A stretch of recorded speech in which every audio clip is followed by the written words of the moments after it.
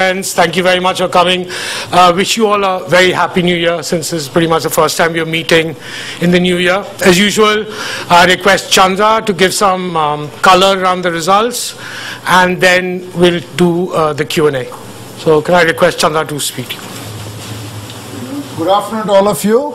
First, wish you all a very, very happy new year. We are meeting for the first time in the new year. I'm happy to report another strong performance in Q3 of this fiscal year. Overall, we have been extremely happy because it has been a well-rounded, balanced growth. The revenues have grown 13.5% in rupee terms to 13,204 crores. And on a year-on-year basis, it has grown 36.6%. And at the operating level, we have improved the margins by 213 basis points. And at net level, we have grown 21.8% sequentially to deliver a net profit of 2,804 crores.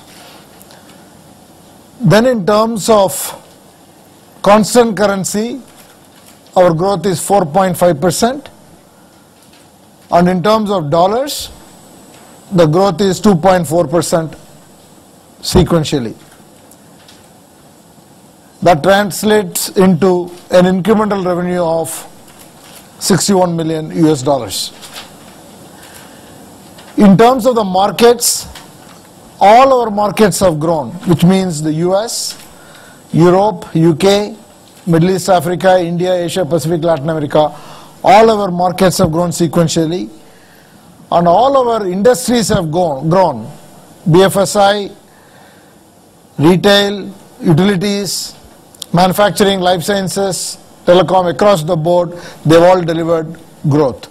In terms of services, also we have seen a pretty balanced growth, and we have seen a good uptake in enterprise solutions, in addition to some growth in consulting as well. And services like infrastructure have done very well again consistently.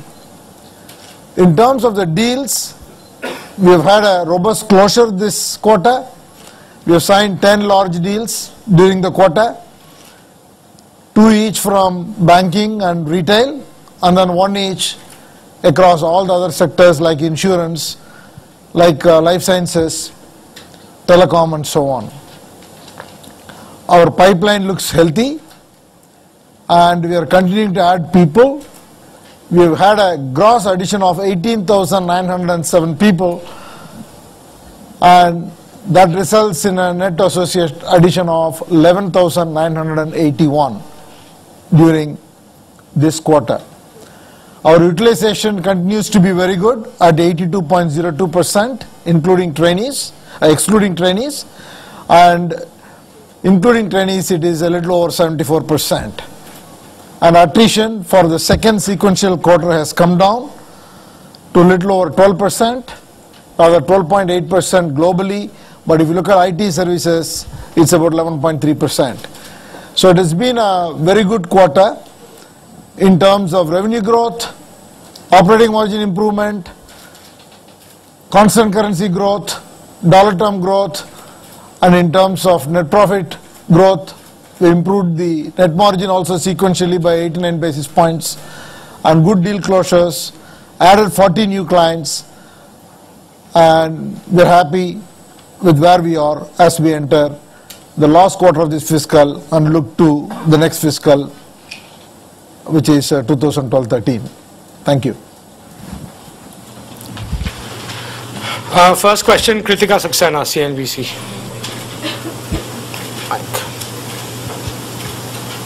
Hi, sirs. Happy New Year to you too.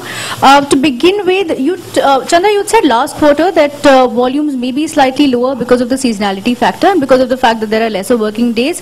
Could you touch upon the driving factors and the other headwinds that you've seen in the volumes aside from the seasonality factor, and also what drove the volume largest in terms of your services and verticals? See, the volume growth, as I mentioned at the end of last quarter, is always low for Q3. Primarily because of the number of holidays during the quarter, and also a phenomena called furloughs. which is essentially the manufacturing companies, high-tech industries, and those type of companies do plant shutdowns. As a result, we have few days or sometimes a few weeks of business loss during the quarter. So this is a seasonal thing in every Q3, and at least we have been seeing it for the last couple of years, and we had already indicated that, and that's the effect on the volume. Otherwise, I think the fact that all the industries have more or less grown within a narrow variance indicates that it's been pretty secular. Okay. So, bit on telecom, does that continue to remain a concern? Last quarter, you had seen a strong performance. Can you give us an idea about what is the sequential growth for telecom? See, last quarter I had said that telecom has grown, but we need 1 or 2 more quarters. I would say that the deal closures in telecom has been very, very good from our point of view. So, even though you don't see a substantial growth in the current quarter, telecom is bound to do well going forward. Okay, so a bit on your domestic business, because that was a concern for last quarter as well.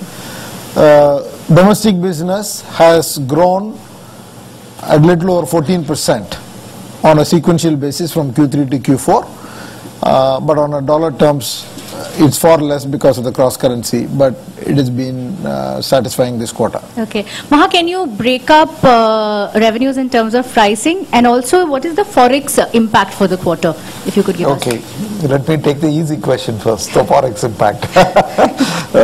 We have had a forex impact of, negative impact of about 300 crores as opposed to 90 crores negative impact last quarter. We had always been telling that we will gain up to a certain point, and we have gained up to 48.13 as the rate. As far as the volume analytics are concerned, we have talked about this volume growth of 3.21%, and pricing is 1.98%. Okay. And the exchange rate has contributed 8.95%. And then there is a balancing figure that you can. So do you still maintain that pricing is flat with an upward bias? You know, when the pricing is higher, I don't know what you call it. Presumably it is upward bias, but no, that's not. Having said that, that's not. That's a very light comment. We have always said that it is still not in the upward area. It is stable, and these are all changes that take place in a short period of time. Nothing more to that. It's stable. So could you repeat the pricing October-December 1 point? It is 1.98. Bala, NDTV. Hi, Chandra. Just wanted to check on IT budgets. In your release, you talked about the technology budgets are still being finalized. What's it looking like? What is the sense that you're picking up from clients? And are you looking at any pricing increases in 2012? What's the outlook? In terms of the budgets, a significant majority of our clients are on track and they've closed the budgets. And some of them have not yet done, but a significant majority of the clients have closed the budgets. And what the sense we get is that it's a mixed bag. Some have increased their budget, some have been flat, some have revised it downwards. In terms of pricing for the quarter, pricing for the year, we don't expect pricing increases, nor do we expect a drop in pricing. And what's happened in Europe? Despite the macroeconomic conditions, you've grown at 18.1%. If you really look at Europe, we have done very well last quarter also in Europe. And again, we have done well. And our deal closures this year in Europe has also been good in this quarter. Out of the 10 deals I talked about, 3 deals have come from continental Europe. So, and going forward, is that the kind of bullishness you want? Yeah, at this point in time, what I will say is that the macro, there is enough commentary on the macro, on how volatile it is, how tough it is, and what are the implications. There is enough commentary, so I don't want to labor that point. But on the ground, from our point of view, things seem to be going well. We continue to close deals, we continue to ramp up, we think things are okay. Sure. Ajoy, a question on the hiring target. Are you on track for the 60,000 full-year hiring target? And what's it looking like? Attrition has come down quite significantly. The attrition is down from 13.7, it's come down to about 12.8%. And hiring, see what we had said was 60,000. If you look at the gross that we have already done, is 51. And as far as this quarter is concerned, we will be doing close to about 15,000 more. So from 60, it might go, it will go up. Yeah. Anup Agarwal, Bloomberg. Sir, sir, what's the position you were taking as far as the swings in the, the dollar rupee is concerned? There are expectations it might go to 60 and it might go to 48 as well. So what is the position you're taking? And the second question relates to Europe.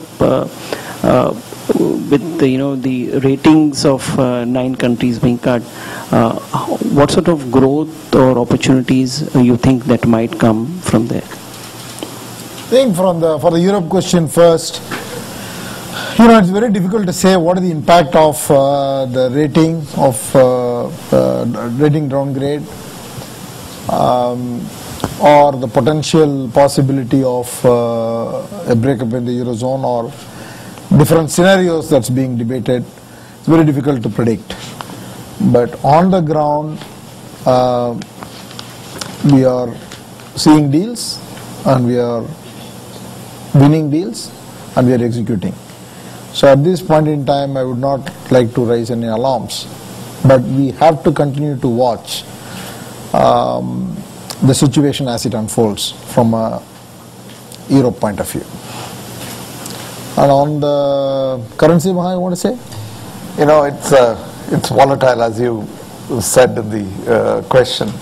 And, now, of course, no one talks, at least last couple of days, I haven't seen anyone talking about 60. They are more talking about the appreciation. Today, of course, we came down. And therefore, we see in our business, it's not our business to take a call on what it is. We have to manage it. And I think we have taken a position with regard to what is the minimum level that we need to realize, and we had been going on that basis. And we will keep looking at the situation and make sure that our requirements are well protected. Amol, Z Business. Yeah, hi sir. I just would like to understand that, in this economic environment, what are the countries or what are the geographies that contributing to your growth? And also, what are the industries in demand in those areas? See, we have had a secular growth this quarter, and we have done better in Europe than some of the other markets. As I said, India has done well as well, but India tends to be volatile. But otherwise, the growth has come from all markets. We've grown in North America, we've grown in UK, we've grown in other markets as well. From an industry point of view, retail is continuing to do well for us. We have done well in pharma, we are seeing opportunities in utilities, and the insurance is doing well. So banking has grown also, both on the INR terms, dollar terms, and constant currency terms. So I think it's a mixed bag, and frankly speaking, I'm quite happy to have a secular growth like this.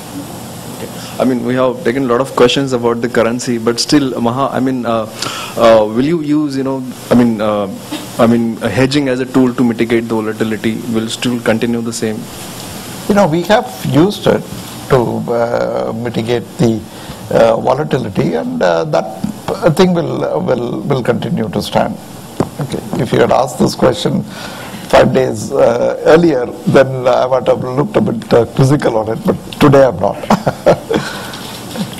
Prashant, Reuters. Hi sir, just wanted to get an idea, how does the deal pipeline look like, and what would you say would be the factors that you need to watch out for the next year? The pipeline is quite good. I think we are chasing as many deals as we have been chasing before. When you look at our time and point. But I think what we need to watch out for is a deeper due diligence that clients may take, especially in transformation or discretionary spends. We expect that the due diligence time will be longer for discretionary spends. That could lead to delay in decision making. So there are two types of spend. One is to drive efficiency, and I think those deals will get done because clearly there will be a business case and then they'll make a decision and then move forward.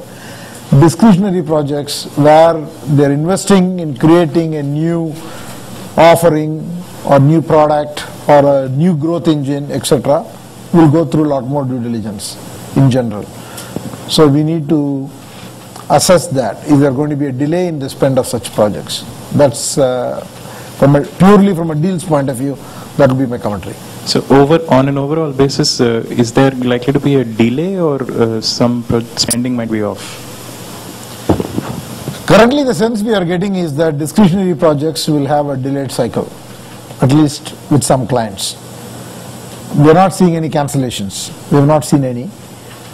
So it could be delay in decision making, which can lead to delay in ramp-ups. That's possible. So that's the thing that we are continuously watching, and we are analyzing every such situation. Thank you. Okay, Ithika. Good evening, sir. So, firstly, about you said client budgets. You said there's a positive movement in some, negative in some, and flattish. But broadly, how do clients' budget for 2012 look? And secondly, BFSI segment has remained a cause of concern because banks across the world are cutting jobs, etc. To that effect, how do you think BFSI, it being a large segment of your revenue, growing in 2012? Thank you. We don't give any guidance, but broadly, as I said, a significant majority of our clients have closed their budget, and it varies from case to case. Across sectors also you have different phenomena. If you take a banking, there are institutions which are spending more, there are institutions which are flat, there are institutions which are cutting down.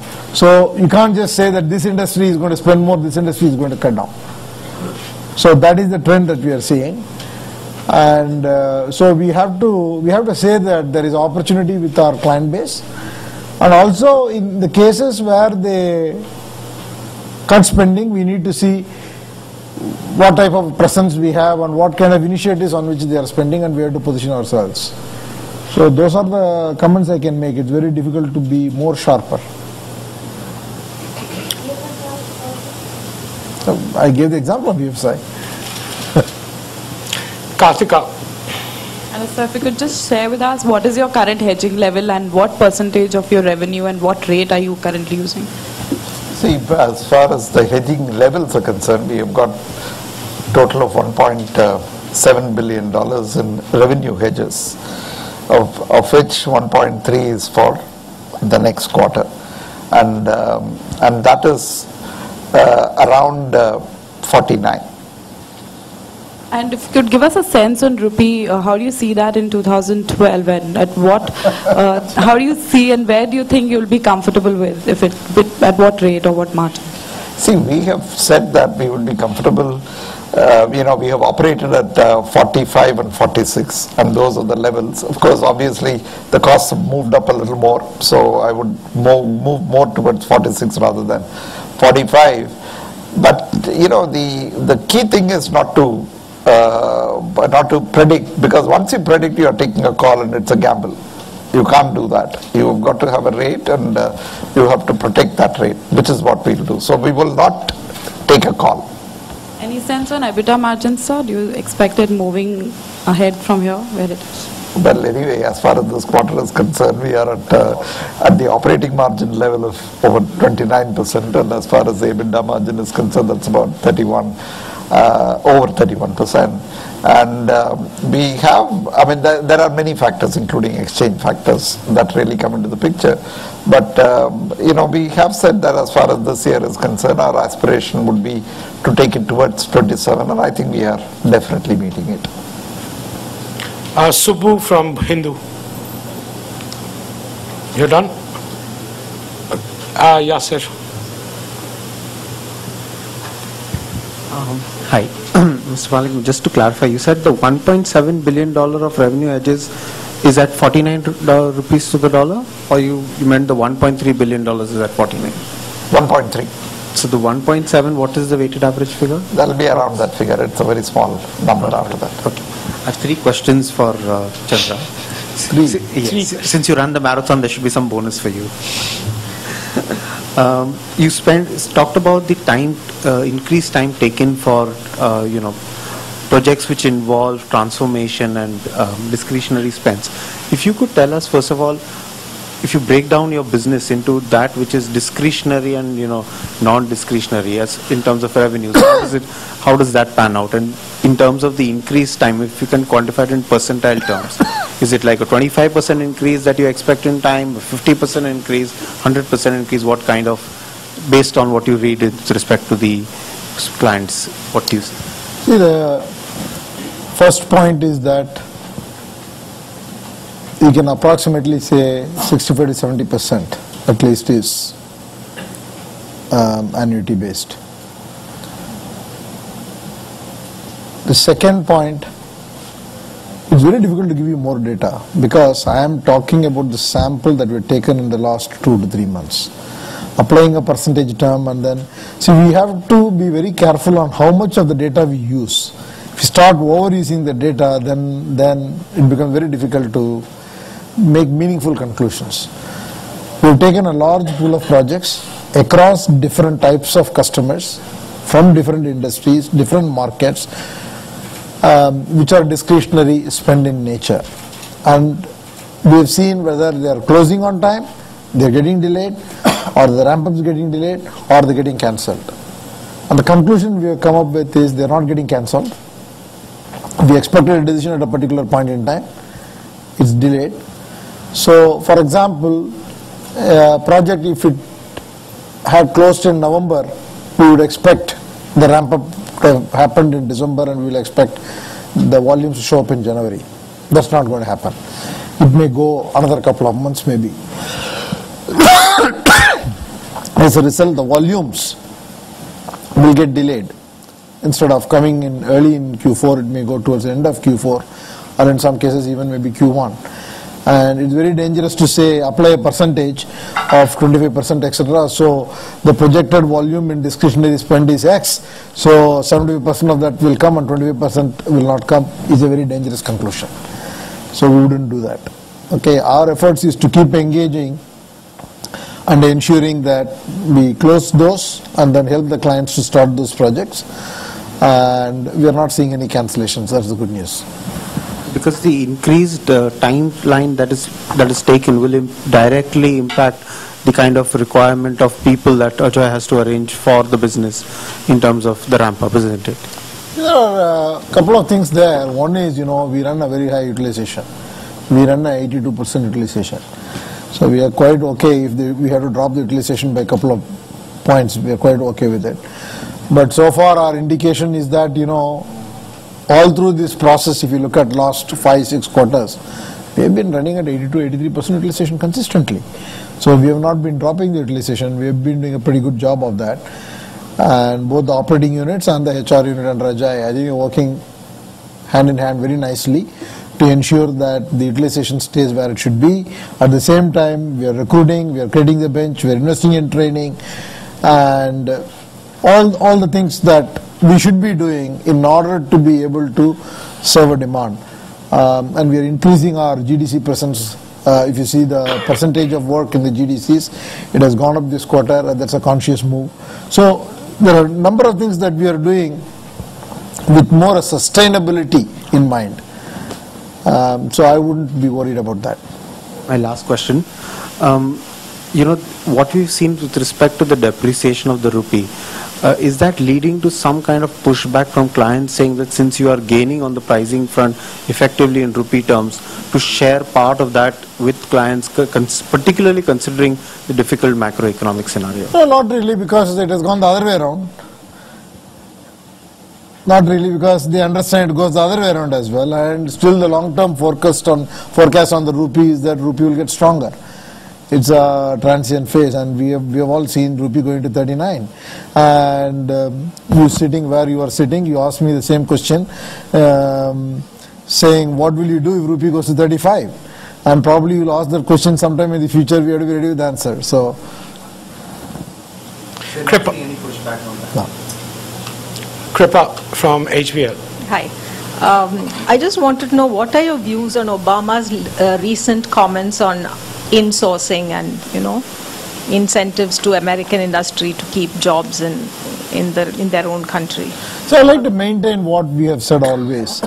As long as there are macro problems in different markets, as long as there are unemployment issues, governments will make different moves.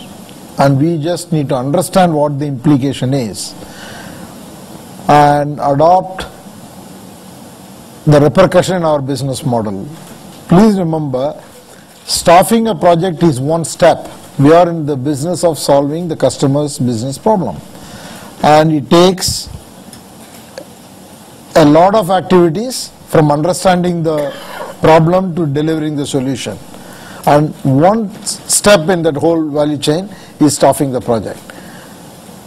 And whether we staff it through visa, whether we staff it through locally, whether we do the work offshore, whether we do it globally, there are a number of things that we have to consider.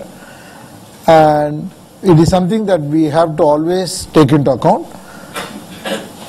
But there is no point in trying to judge what will happen. The best thing would be to take the particular activity based on the current scenario and then just do whatever you have to do. That's the only comment I'll make. Will you be deliberately setting out to hire more people at your GDCs? So we have been hiring people. It's not that we have not been hiring people. We have centers in the US.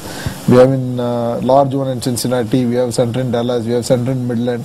So we have in multiple places, and it's not only a question of having local centers. Sometimes the projects have to be done on client side. Sometimes the projects have to be done in a near-shore location. So we have to do what makes sense. It's very difficult to say that we'll go and hire 10,000 people in a particular country in anticipation of a problem. You don't do that.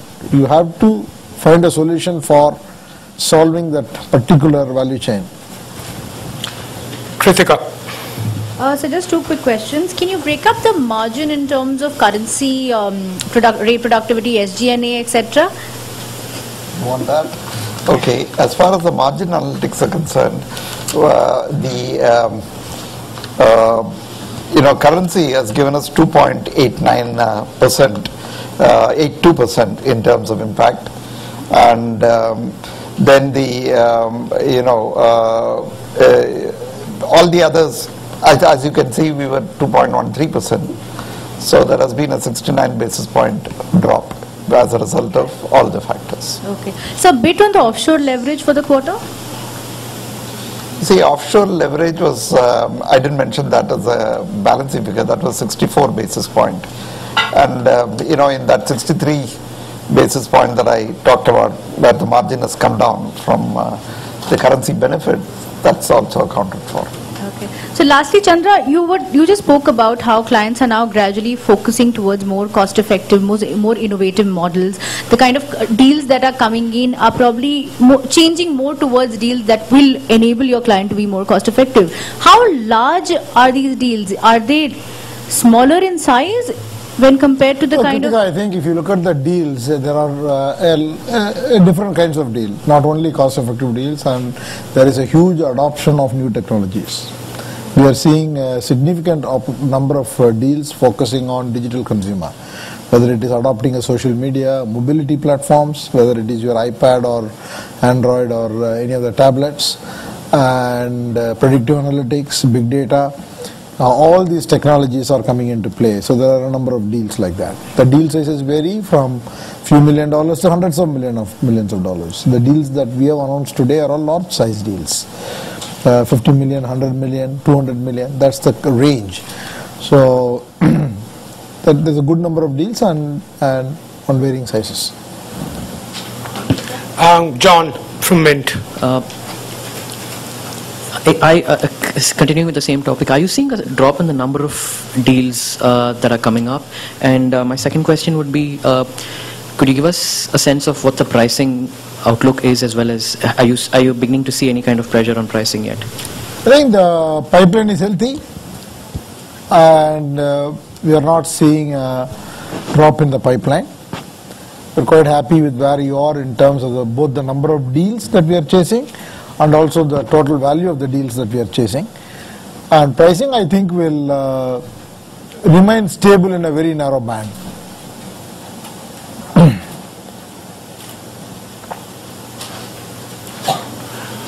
Shivani? Of these 40 deals, could you break up how many of these are from your non-linear initiatives, ION and your bank in a box and all that? See, these 40 are customers, new customers, and the deals that we announced are 10, and we have not included any of the ION customers. We are still not reporting ION customers. So in the 40, there are no customers from ION are reported. ION has over a couple of hundred customers, 250 plus customers, and they are not reported in these numbers. Suresh. In terms of skill sets and the wage package, I would like to know, is an American programmer comes cheaper, or the Indian programmer comes cheaper? Ajoy? You know, it's a very wrong way to ask a question, and I would say that it depends on whether it's on-site or offshore, and it depends on the skill set. I don't think it depends on we don't have Americans doing work, offshore work in India. Anyway, we don't have anybody. We have not recruited anybody. Let me rephrase the question. Is an average Indian programmer is better skilled than the average American? You can never say that. I mean, it's very difficult to say the skill level based on nationality. This is the first time I'm hearing such a concept. Thank you very much, ladies and gentlemen. Please come forward for the comment by TV guys.